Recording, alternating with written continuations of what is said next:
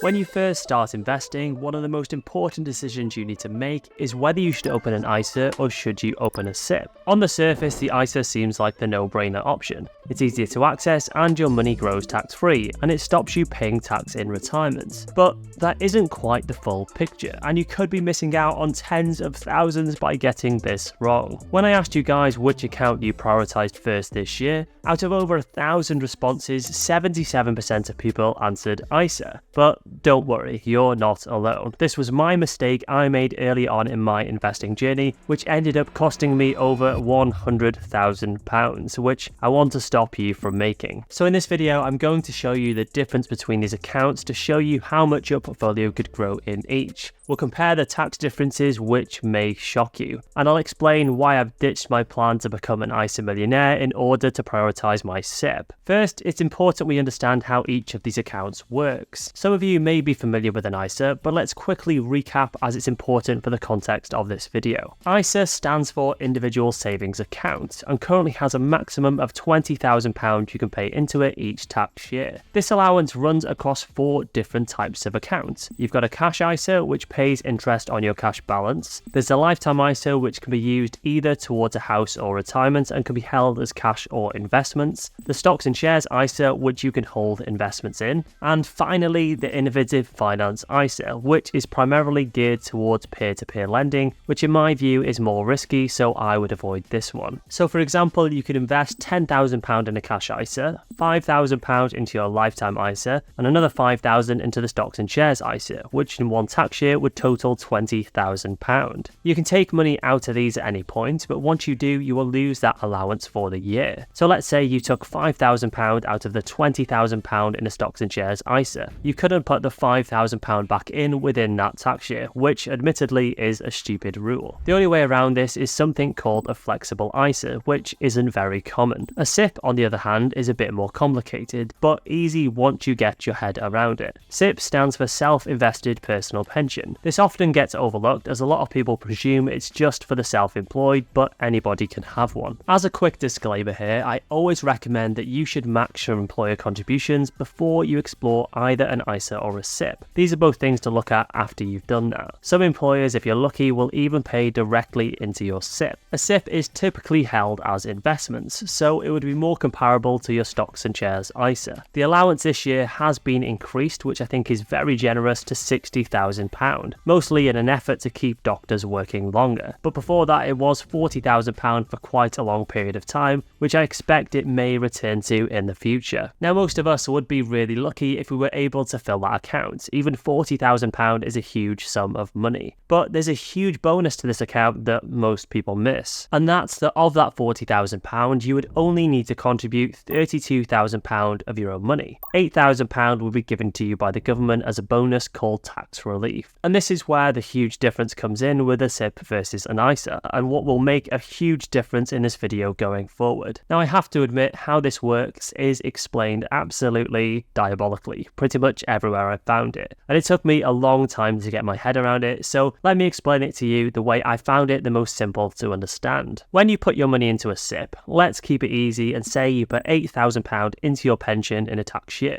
The government will give you a 25% tax boost of £2,000 to make it 10k. Equally, £2,000 out of 10,000 is 20%. Now let's look at these two tax bands. The basic rate, currently if you earn up to £50,270 for the year, you pay 20% tax. And if you're a high earner, anything you earn over £50,271 up to £125,140 is taxed at 40%. There is of course the additional rate, which is even higher, but I don't think the majority of us fall into that, so let's keep it simple. And what happens is, and this is the simplest way I think you can look at it, if you earn £10,000, which falls under the basic rate tax, you would pay £2,000 to the government. But if you pay that into a pension, if it's through your company or salary, the full £10,000 goes straight into your pension and you don't have to pay tax on that money. If you've already paid tax on the money, you would pay in £8,000 and get the £2,000 back as a boost. So either way, you end up with £2,000 more in your pension, whether you think of it as 20% off the total amount or a 25% boost on the money you contribute. If you were to invest in an ISA, you would be investing using the £8,000 and the tax is already paid. So the difference then becomes £8,000 in an investment account versus £10,000. For the higher rate, to keep it simple, let's say you earned £10,000 into the higher rate. You would need to pay 40% tax on the £10,000.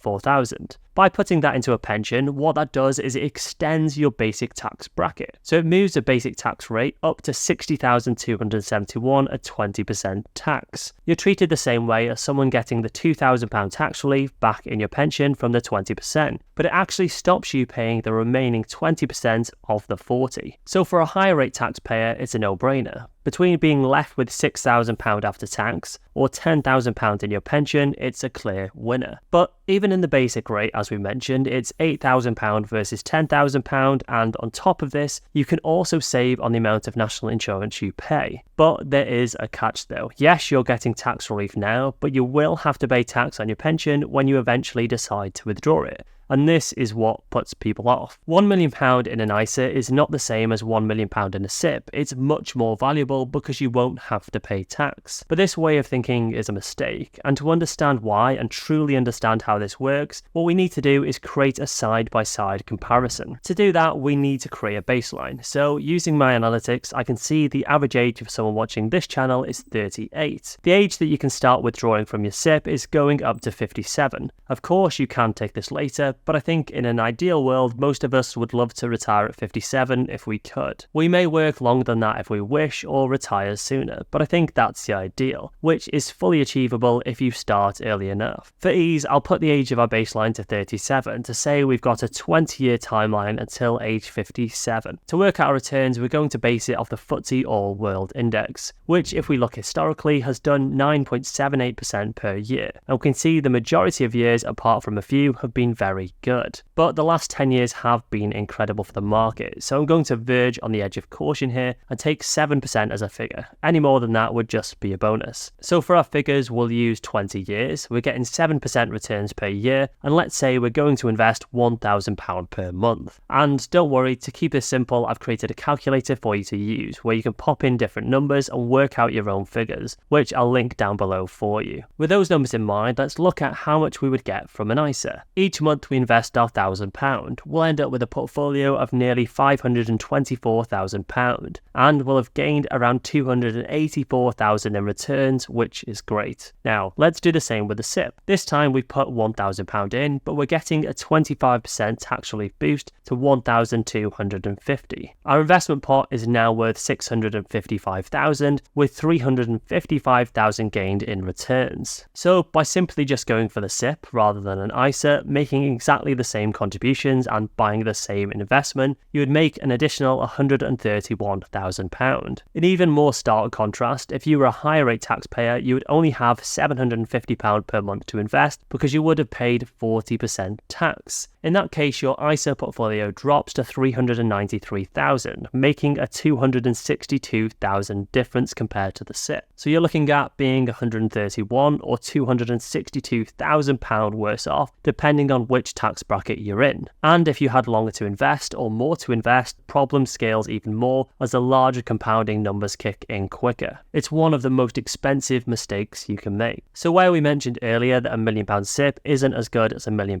ISA, yes, but if we compare the two, an ISA of that scale could take, for example, 28 years at £1,000 per month invested, but in that same period of time, the SIP would be 1.3 million or 1.55 if you were a higher rate taxpayer, so it's a huge difference. Now, I know what you're thinking. Chris, yeah, but tax. You have to pay tax on your pension. Now, let's talk about this because I think it's really important and something you need to know. So let's go back to our examples we've just whipped up. We had a SIP that built up with a government tax relief to £655,000, and ISA 1 was made up from income paid after tax by a basic rate taxpayer, which came to £524,000, and ISA 2 was made from income after you paid higher rate tax, which came to £393,000. Now here, ISA 1 and ISA 2 are tax-free, so you don't pay any tax on them. But let's look at what happens to the pension. So with your pension, you're able to take 25% of it tax-free, whether you choose to take it as one lump sum or spread it out across a number of years, which is more favourable. That gives us $163,750 tax-free, which leaves us with $491,250. Now you're going to have to pay tax on that money. Let's presume, like most people in your retirement, that your income is going to fall within the basic rate tax of 20%. 20% of the $491,000 paid as tax is $98,250, which may seem high, but remember this could be split over 20 or 30 years. This leaves us with $393,000, which surprisingly is the same as ISA number 2, the higher rate ISA. Now of course we also have this £163,000 tax-free down here. So if we add our remaining 393 to the 163, we get 556,750, which is higher than both of our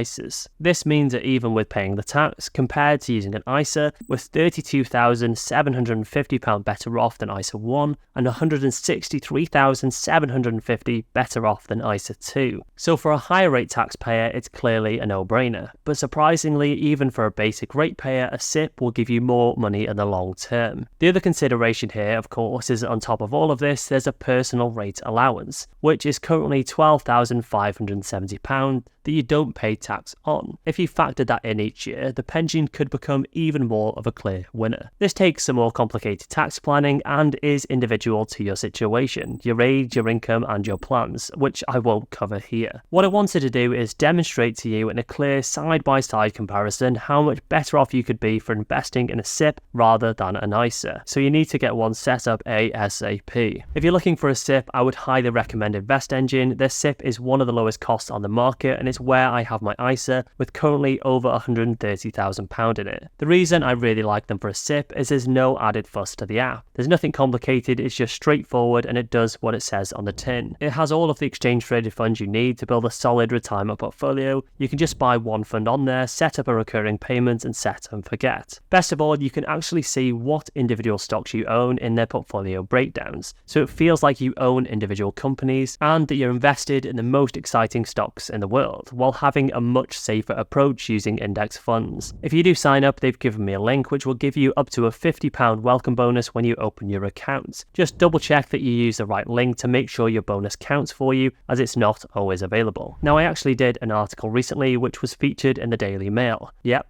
that's me.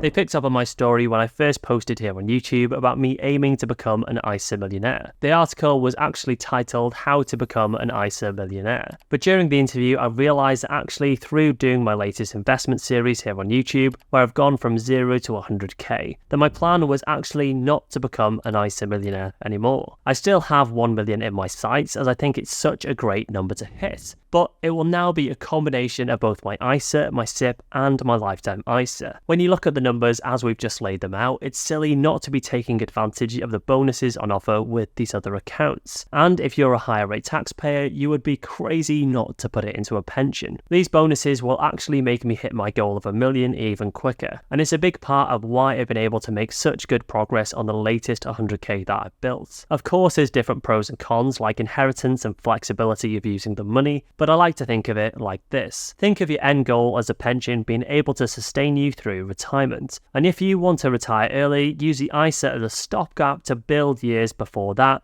allowing you to retire earlier. That way you know you've got your retirement sorted and you can use the ISA to unlock those years. I hope that now you've seen those numbers, you'll hopefully not be making a similar mistake to what I have and get your SIPP open and start claiming those tax relief bonuses ASAP. If you want some ideas on the best index funds to buy in your portfolio, I would recommend checking out this right here, or you also might find this useful. Thanks for watching and I'll see you in the next video.